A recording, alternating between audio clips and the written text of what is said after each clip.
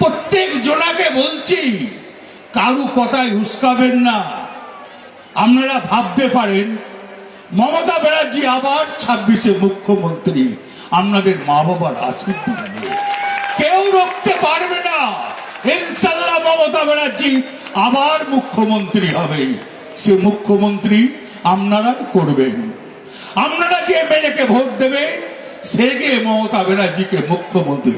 আমি তো এমএলএ হয় না, আমি তো মন্ত্রী হয় না, আমি তো এমপি হয় না, আমি তো জেলা পরিষদের মেম্বার হয় না, আমি তো মিউনিসিপ্যালিটি দাঁড়াই না। তাহলে কেন, কিসের লোভ?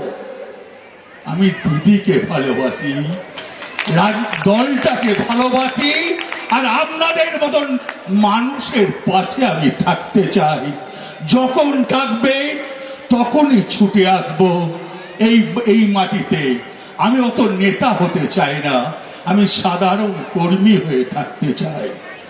বন্ধুগণ, আমি বলতে এসছি, এই ব্লকেরই মেন ইলেকশন কমিটি তারা সুন্দরভাবে সাজিয়ে রেখেছে। আজ মেন কে জানেন? মেন আমি নয়, মেন এই বুথের যারা লোক, যারা বুথ প্রেসিডেন্ট, যারা অঞ্চল প্রেসিডেন্ট, তারাই হচ্ছে মেন। তারাই দলটাকে ধরে রাখে। আর আমরা বড় বড় কথা বলি, তাদেরই তো যোগ্য। যারা বুথের কর্মী, তাদের সম্মান করুন।